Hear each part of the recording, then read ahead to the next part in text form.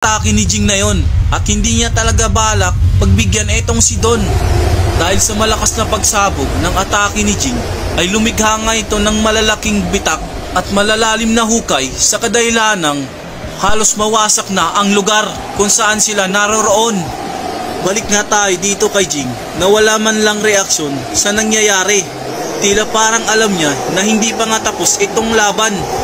At dahil nga sa napakalakas na pagsabog ay natabunan nga ng abo at alikabok itong sila Zeno, Silva, Sig, Killua at Hisoka. Ngunit ano na nga ba ang nangyari dito kay Don Prix?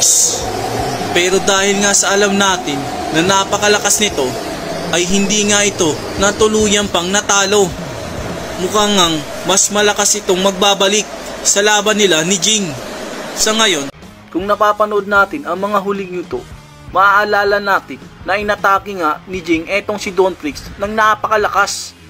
Dahil nga sa napakalakas na pag-atake ni Jing ay halos nga masira ang kalahati ng bahagi ng lugar kung saan nga sila naglalaban. Mabalik nga din natin kung bakit nga makikita natin dito si Gon, Kite at ang mga baksak din na sila Hisoka, Zeno, Silva at si Sig, pati na rin si Killua. Silang lahat nga ay talagang tinalo lahat nito ni Don Prix, ang hari ng Dark Continent. Pinapatunayan lang talaga ni Don na nag-iisa lang talaga siya at talagang napakalakas nito, kaya naman siya tinawag na hari ng Dark Continent. Mas malakas ka nga talaga kaysa aking nakala. Banggit nga ni Don Prix. Si Jing naman ay inaabangan niya ngang lumabas muli etong si Don Prix.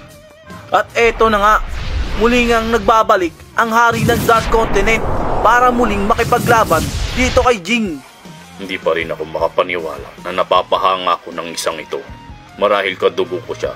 Dapat na hindi na ako magulat, pero napapabilib pa rin talaga ako. Yan nga ang banggit ni Don na talagang napapahanga at napapabilib ni Jing etong si Don dahil nga sa tibay at lakas na kayang sumabay sa kanya. Matigas talagang isang ito. Talagang matibay ka. Halos lahat kami ay nakalaban mo na. Di ka pa ba pagod? Yan naman ang sabi ni Jing dito kay Don Prix. Pagod? Baka ikaw naman ang pagod. Pwede ka na sumuko kung magkaganon. Sagot naman niya dito nga kay Jing. Hanggang ngayon, di ko pa rin talaga alam kung paano siya lalaban at tatalunin. Alam kong dihado ako sa laban naming dalawa, pero kailangan ko mag-isip. Sige, labanan mo ako. Labanan mo ako hanggang sa mga kaya mo. Natutuwa ako dahil may nakaharap muli ako na tulad nyo. Hindi umubra sa kanya ang basta atake lamang. Kaya naman susubukan ko ang puro malalakas na atake. Mas nakakapagod to, pero wala nang ibang paraan.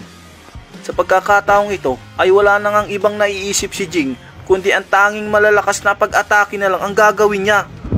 Nang bigla na nga lang, nauna nang sumugod etong si Don Prix.